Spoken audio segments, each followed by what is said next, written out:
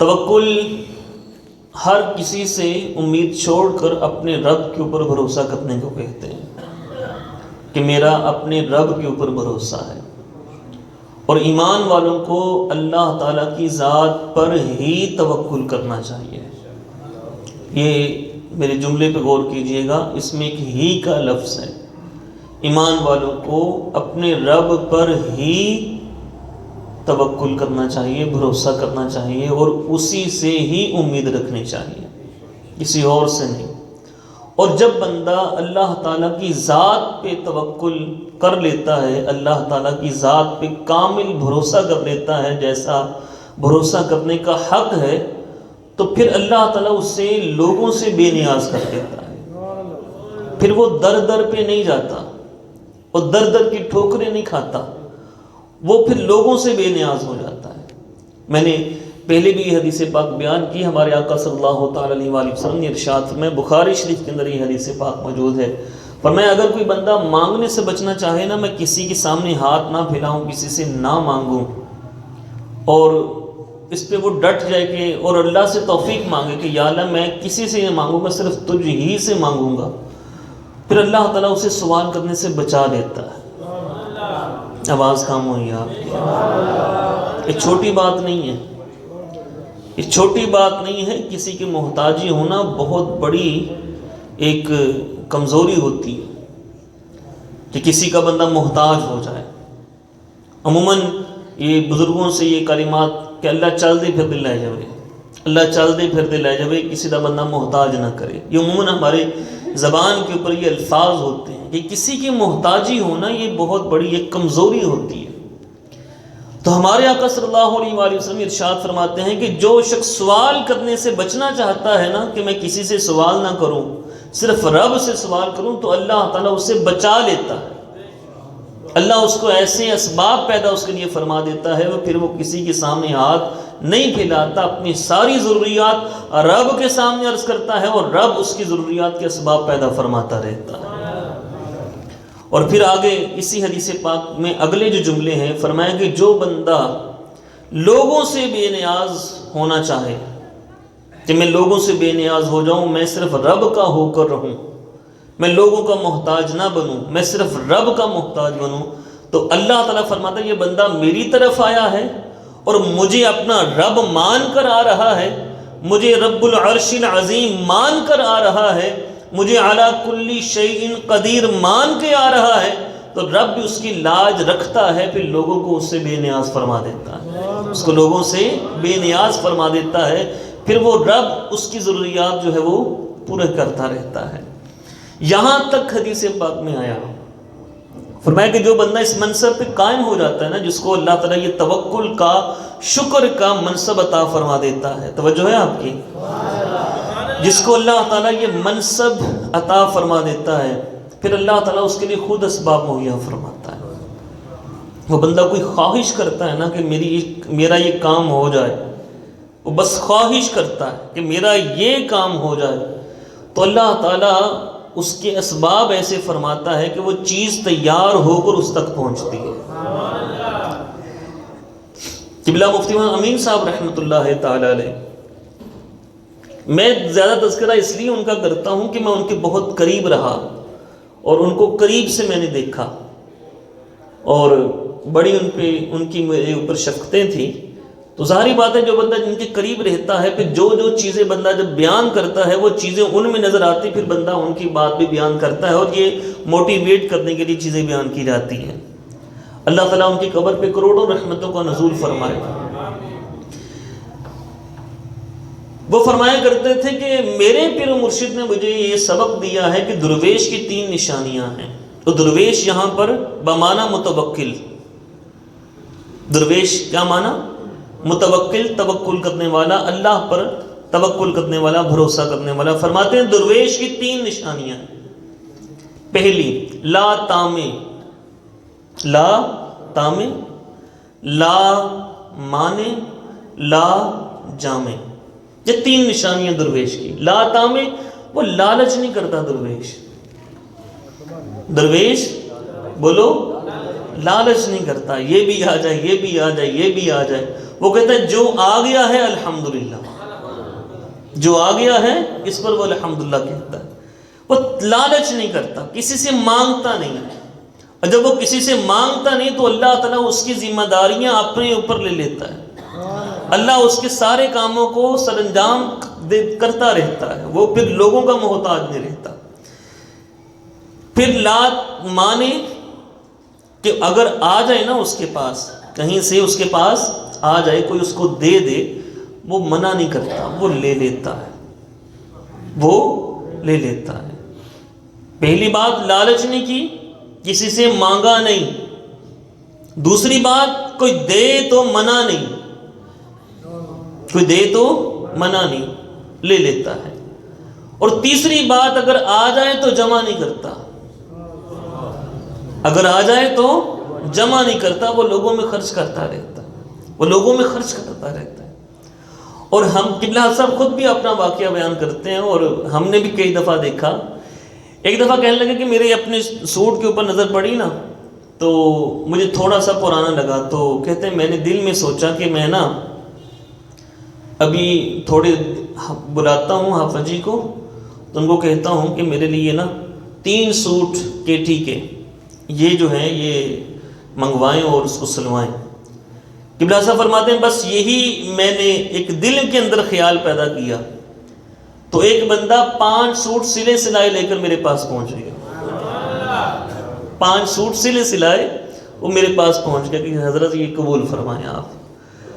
تو فرماتے ہیں بات وہی آ گئی کہ جو بندہ اللہ پہ یقین رکھتا ہے نا تو اللہ تعالیٰ چیزیں تیار کر کے اس تک پہنچاتا ہے، چیزیں تیار کر کے اس تک پہنچاتا ہے۔ تو اللہ تعالیٰ ہمیں کامل توکل کی توفیق عطا فرمائے۔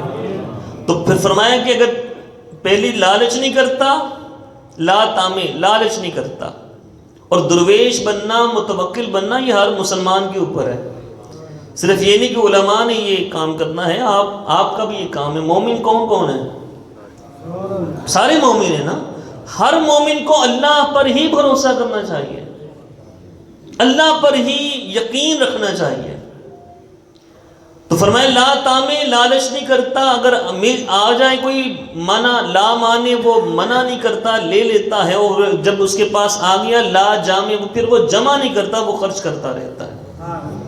اور یہ بھی بات ہم نے قبلہ صاحب رحمۃ اللہ تعالی میں دیکھی کہ بڑے بڑے مل آنر ان کے دروازے میں بیٹھا کرتے تھے اور ان کے پاس آیا کرتے تھے، جو بھی ان کو آ کے نظرانے ملتے تھے انہوں نے جمع نہیں کیا، اور اس کی سب سے بڑی دلیل اپنے پیچھے وراثت میں ایک مکان بھی چھوڑ کے نہیں گئے، ایک مکان بھی نہیں چھوڑ کے وراثت میں۔ جو کیا چھوڑا، جو نذرانہ ملتا لیتے مدرسے میں دے دیتے، مدرسے میں دے دیتے، کتابیں وہ چھپوا کر وہ تقسیم کرتے، قبلہ صاحب کے چھوٹے چھوٹے وسائل جو ہیں وہ تقسیم کرتے، سید زادوں کی خدمت کرتے، بیواؤں کا سہارا بنتے۔ یہ ہم نے اپنی آنکھوں سے دیکھا، جمع نہیں کچھ بھی کیا۔ اور آخر عمر میں جو ان کی وراثت تقسیم ہوئی، وراثت میں ہر بیٹے کے حصے غالباً کوئی 33,000 روپیہ آیا تھا، ایک بیٹے کے حصے میں 33,000 روپیہ اس کے راؤنڈ اباؤٹ فگر آئی تھی، اور بیٹی کے حصے میں اس سے آدھا۔ اور وہ بھی اس لیے جمع ہو گیا تھا کہ آخری جو 2-3 مہینے تھے نا ان میں یہ ہوا تھا کہ وہ کافی غنودگی میں چلے جاتے تھے، تو لوگ آتے تھے نذرانہ دیتے تھے، پھر جب آپ کو افاقہ ہوتا تو آپ پھر وہی پیسے پھر تقسیم کر دیتے تھے، رکھتے نہیں تھے۔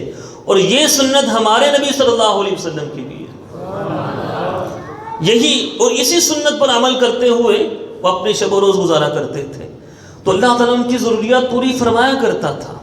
تو بات وہی آ گئی کہ جو بندہ اللہ پہ بھروسہ کرتا ہے، اور یہ اللہ کا قرآن میں وعدہ ہے من یتوکل علی اللہ فہو حسبہ، کہ جو بندہ اللہ پہ بھروسہ کرتا ہے، اللہ پر یقین کرتا ہے، اللہ اس کے لیے کافی ہے، وافی ہے، شافی ہے، اور لوگوں کی طرف نہیں دیکھتا۔ اب توکل یہ 3 جگہوں پہ ہوتا ہے خاص طور پہ، اللہ تعالیٰ ہمیں ہر جگہ پر توکل کرنے کی توفیق عطا فرمائے۔ پہلی قسمت پر توکل کرنا۔ بچہ 4 مہینے کا ہوتا ہے اپنے ماں کے پیٹ میں، 4 مہینے کا 120 دن کا ماں کے پیٹ میں ہوتا ہے، لکھ دیا جاتا ہے اس کا رزق کتنا ہے، اس کا رزق کتنا ہی لکھ دیا جاتا ہے، ابھی 4 مہینے کا ماں کے پیٹ میں، عمر اس کی کتنی ہے وہ بھی لکھ دی جاتی ہے، 2 چیزیں اور لکھی جاتی ہیں، تو لکھ دیا جاتا ہے اس کے مقدر میں کیا رزق ہے، کتنا اس کو ملنا ہے، اس نے کیا کیا کھانا ہے، اور جو اس کے مقدر میں ہے، جو چیز بندے کے مقدر میں ہے، اس چیز کو اپنے ذہن میں بٹھا کے رکھیں گے نا، تو امید ہے کہ بندے کی فکریں ختم ہو جائیں گی۔ بندے کی جو ہماری فکریں ہیں نا، فکریں کیا ہیں؟ کہاں سے پیسے آئیں گے، کہاں سے خرچہ پورا ہوگا، کیسے ہوگا۔ ایک اللہ کے ولی تھے، ان کو کسی نے اگر کہا کہ سرکار مہنگائی بہت ہو گئی ہے، کہتے پھر سرکار کہاں سے کھائیں گے؟ کہا پہلے جو رب دے رہا تھا وہ اب بھی دے گا۔ آواز کم ہوئی آپ کی؟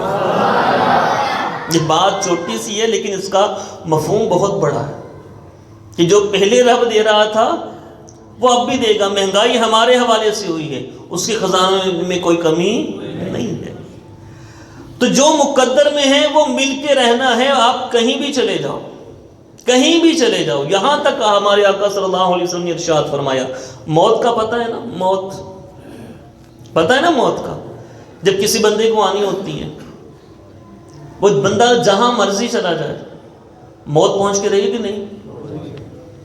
جب کسی کا وقت آ لگا، وہ چاہے کہاں بھی ہو، کہاں بھی ہو، کہیں بھی ہو، کیسے بھی حالت میں ہو، وقت آ گیا تو اس کی وقت آ گیا تو موت وہاں پہنچ گئی، اور اس نے اس کو پا لیا، چاہے وہ کینیڈا میں بیٹھا ہے، چاہے امریکہ میں، چاہے وہ پاکستان میں ہے، چاہے وہ ہاسپٹل میں ہے، چاہے وہ گھر میں ہے، وہ کہاں بھی ہے، جب وقت آ گیا تو موت آ گئی اس کے پاس، وہ کہاں بھی چھپ نہیں سکتا۔ ہمارے آقا صلی اللہ تعالی علیہ وآلہ وسلم نے رزق کی موت کے ساتھ تشبیہ دی ہے۔ فرمایا رزق جس کے مقدر میں جو رزق ہوتا ہے، فرمایا رزق بندے کو یوں تلاش کرتا ہے جیسے مرنے والے کو موت تلاش کرتی ہے، جیسے مرنے والے کو موت تلاش کرتی ہے۔ بھئی جو میرے مقدر میں ہے نا وہ مجھے مل کر ہی رہنا ہے، کوئی مجھ سے چھین کے نہیں لے جا سکتا۔ ہاں بندے کا یہاں پہ اختیار ہے، بندے کو یہاں پہ اللہ نے اختیار دیا ہے کہ میرے اگر حصے میں، میرے اگر اس وقت حصے میں کوئی 1000 2000 5000 ہے نا جو مجھے ملنا ہے، اب مجھے یہ اختیار ہے کہ اس کو میں حلال طریقے سے حاصل کرتا ہوں یا حرام طریقے سے حاصل کرتا ہوں، ملنا وہی ہے جو مقدر میں ہے۔ ہمارے یہاں بابا جی عظمت صاحب بیٹھے ہیں، وہ مجھ سے اکثر ایک بول سنا کرتے ہیں، سناؤں آپ کو وہ بول؟ وہ کہیں لکھا ہوا تھا کہ آنا اپنے بھاگاں دا، آنا اپنے بھاگاں دا، جانا اپنے بھاگاں دا، نیت ماڑی کیوں کرنی جد کھانا اپنے بھاگاں دا، جد کھانا اپنے بھاگاں دا، جو بھی ملیا سر متھے تھے، یہ بھی ساتھ ہے، جو بھی ملیا سر متھے تھے۔ اللہ تعالیٰ نے ہر ایک کو اس کی حیثیت کے مطابق عطا فرمایا، جو اللہ نے بہتر جانا وہ اللہ نے مجھے دیا، جو اللہ نے بہتر جانا وہ اتنا اللہ نے زین بیٹے کو دیا، جو اللہ نے بہتر جانا اتنا سب کو دیا، جس جس کو لیے جتنا اللہ نے بہتر جانا اتنا اتنا اللہ نے دیا۔ اب میرا کیا کام ہے، جو مجھے ملا یا اللہ تیرا شکر ہے، یا اللہ تیرا بولو شکر ہے کہ میری حیثیت میرے لیے یہی بہتر ہے، میرے لیے یہی بہتر ہے۔ بندہ یہ اپنی سوچ کے مطابق کہتا ہے مجھے اور ملے اور ملے اور ملے، بعض اوقات اور ملنا اس کے لیے ہلاکت کا سبب ہوتا ہے۔ ایک اللہ والے تھے، توفیق مانگ رہے تھے، انہیں منع کر دیا تھا کہ جہاد پہ نہیں جانا، وہ کہ دعا کر رہے تھے مجھے جہاد پہ جانے کی اجازت مل جائے، جہاد پہ جانے کی اجازت مل جائے۔ اب جہاد پہ جانا نیکی ہے کہ نہیں؟ بولو کتنی بڑی نیکی ہے جہاد پہ جانا۔ قرآن پاک میں کس قدر تواتر کے ساتھ جہاد کی آیات آئی ہیں، تواتر کے ساتھ کہ جہاد پہ چلو، جہاد پہ چلو، جہاد پہ چلو۔ اب ان کی تمنا کہ میں جہاد پہ جاؤں، منع کر دیا، کہا نہیں جانا، دعا کر رہے ہیں، غیب سے آواز آئی، کہا جہاد پہ نہ جانا۔ اللہ کے ولی تھے، جہاد پہ جانا نہ جانا، جاؤ گے قیدی بنا لیے جاؤ گے، قیدی بن گئے عیسائی ہو جاؤ گے۔ جہاد پہ نہ جانا، اب جہاد پہ جانا بندے کی ایک سوچ ہے، ایک اللہ تعالیٰ کا پلان ہے ایک بندے کا پلان ہے، ایک رب کا پلان ہے۔ بندے کا پلان جو ہے کہ میں یہ کروں یہ کروں یہ کروں، اور رب کا پلان ہے یہ، تو بندے کو چاہیے کہ اپنے پلان کو رب کے پلان کے مطابق کر دے۔ ہونا تو وہی ہے جو رب کا پلان ہے۔ اور یہ حدیث کا میں غالباً ترجمہ کر رہا ہوں، ایک حدیث قدسی ہے۔ اللہ تعالیٰ ارشاد فرماتا ہے، حدیث قدسی جو سرکار کی زبان سے ہو اور اللہ کا فرمان ہو۔ ایک تو قرآن ہے نا، یہ وحی مطلوب جس کی تلاوت کی جاتی ہے، ایک وحی غیر مطلوب جس کی تلاوت نہیں کی جاتی، جیسے حدیث، اور ہوتی وہ بھی وحی ہے۔ اللہ تعالیٰ ارشاد فرماتا ہے، ایک بندے کی رضا ہے، ایک میں رب کی رضا ہے۔ ایک بندے کی چاہت ہے، ایک میرے رب کی چاہت ہے۔ ہوگا تو وہی جو میری چاہت ہے، ہوگا تو وہی جو میری چاہت ہے، یہ رب فرماتا ہے، ہوگا تو وہی جو میری چاہت ہے۔ لیکن اگر بندے نے اپنی چاہت کو اوپر رکھا تو میں تھکا دوں گا بندے کو اس میں جو اس کی چاہت ہے، ملے گا تب بھی نہیں۔ ان الفاظ پہ غور کیجیے گا۔ اگر بندہ اپنی چاہت پہ چلے، اللہ فرماتا ہے کہ پھر تھکا دوں گا اس کو میں اس میں جو بندے کی چاہت ہے، اور اس کو وہ نہیں ملے گا جو بندے کی چاہت ہے، ہوگا تو وہی جو میری چاہت ہے۔ یہ ایک پہلو بیان کیا حدیث پاک میں، اور یہ بخاری شریف کی غالباً حدیث پاک ہے۔ دوسرا پہلو فرمایا، اگر بندے نے اپنی چاہت کو میری چاہت کے مطابق ڈھال دیا کہ جو رب کی رضا وہ میری رضا، جو رب کی رضا وہ میری رضا، اگر بندے نے اپنی چاہت کو میری چاہت میں ڈھال دیا تو فرمایا میں اپنے بندے کو وہ بھی دوں گا جو اس کی چاہت ہے۔ اور اسی بات کو علامہ اقبال نے بیان کیا تھا، خودی کو کر بلند اتنا کہ ہر تقدیر سے پہلے خدا بندے سے خود پوچھے بتا تیری رضا کیا ہے۔ اسی بات کو علامہ اقبال نے بیان کیا تھا۔